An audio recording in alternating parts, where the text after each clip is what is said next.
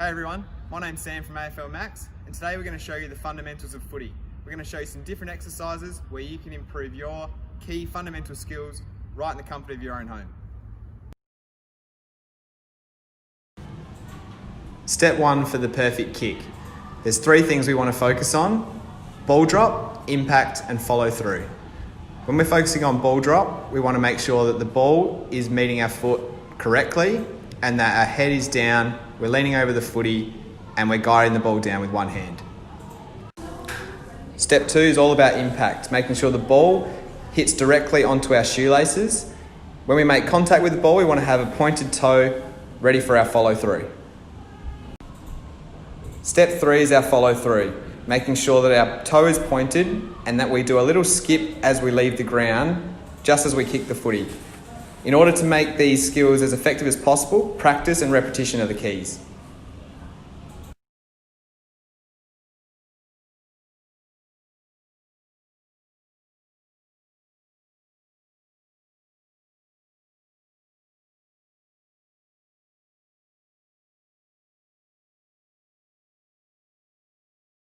What we want to do is make sure our hands are comfortably positioned on the footy, almost thumbs touching together, like Alex is doing right here.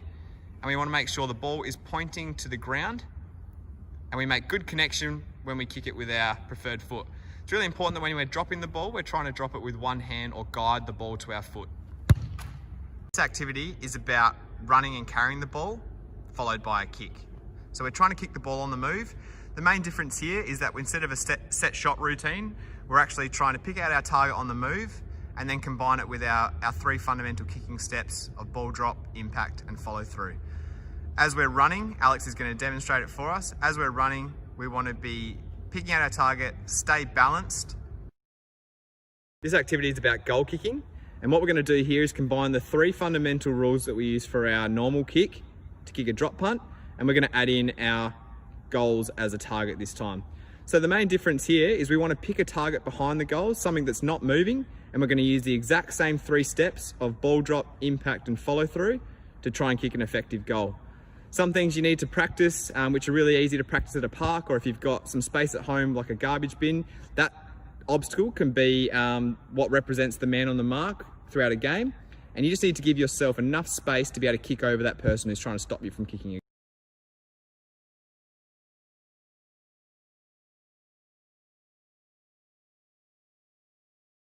All right, this is about learning how to handball. So what we want to do is hold the ball in our non-preferred hand with the point of the ball facing where we want the ball to go.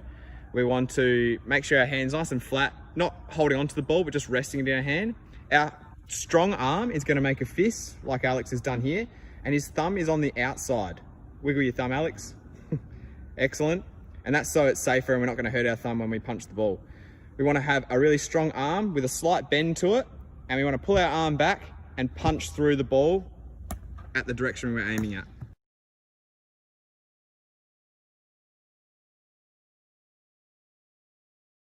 If you want to work on your ball take, taking the ball out in front or on your chest, as well as combining your handball, find a hard wall and practice handballing into the wall, and who knows how it's going to come off the wall, so be ready for anything.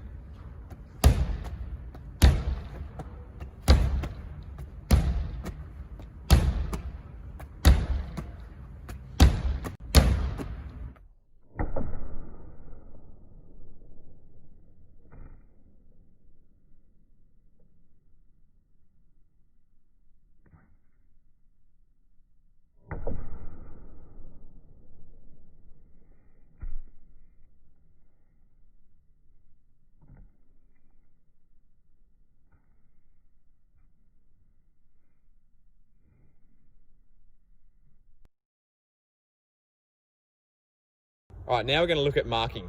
We're going to look at 2 different types of marking. We're going to be looking at marking in our hands, out in front, and we're also going to learn how to do a proper chest mark to make sure we protect the ball from our opponent that's trying to take it off us. All right, to perfect the mark out in front, what we want to do is make a W with our fingers. That should always be our starting position. Notice that Alex has got his fingers spread apart, his thumbs are almost touching together. Now it's really important from here that his brain automatically goes to this position to get his arms above his head or out in front.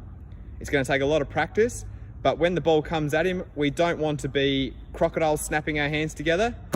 because there's a good chance we'll miss the ball. We want to make sure that we cradle the catch and use soft fingers to make sure we control the ball all the way down to take the mark. Okay, now we're going to learn to take a chest mark. In order to take a chest mark, we want to keep our eyes on the footy as it's coming towards us, and we want to time it perfectly so that as the ball hits our chest, that we're closing it into our chest so it can't get away or bounce off of our chest. Once again, this is all about timing and practice. Practice makes perfect. All right, this activity is about marking, but a little bit different this time. We're going to be marking off the ground. We've just learned how to mark over our head and on our chest, but it's really important we learn the 3 steps to safely and effectively take a mark off the ground. The first step is we want to time our run. We need to keep an eye on the ball, and we need to leave the ground at the right time to mark it before our opponent does. Step 2 is we want to make sure we choose the right mark, whether above our head or on our chest, but we also want to protect our body. So by doing that, we put one knee out in front and we make sure that that stops our opponents from running into us and causing any collisions. And step 3, we want to make sure we land safely. Strong legs, bent knees, ready to deliver the ball to our teammate. You can practice this in the backyard just by throwing the ball up like a drop punt, and practice leaving the ground and landing safely using those 3 steps you've just learned.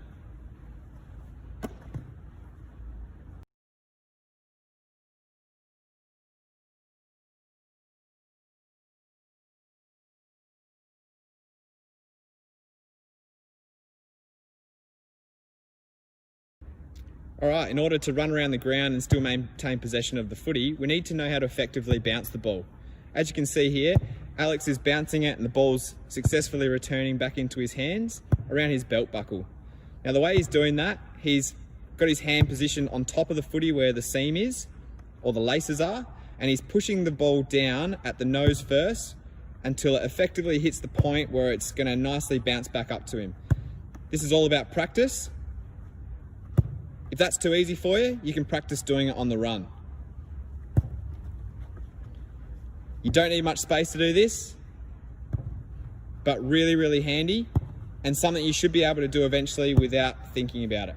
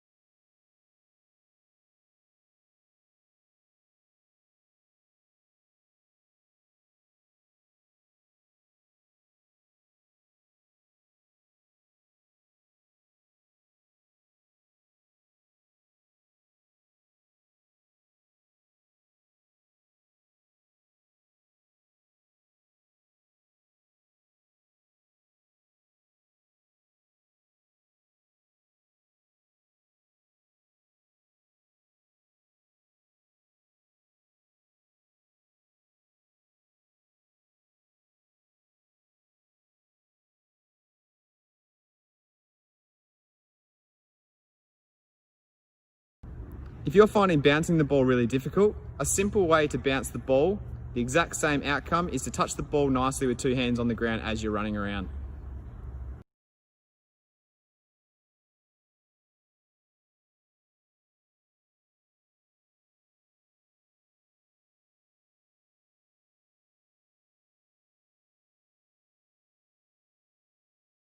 All right, this skill we're going to learn is ground ball takes. Probably the most important fundamental skill that any junior player can learn, because the ball spends so much time on the ground during a game.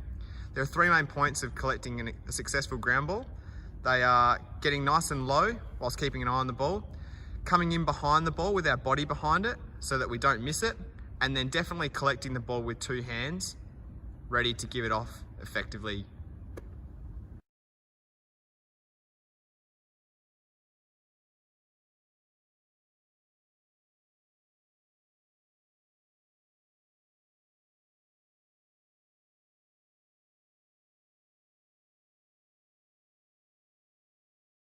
Once you've mastered all these fundamental skills we've learned today, try putting them into different combinations to practice each skill even further. For example, it could be a ground ball take into a handball, or it could be a mark into a kick.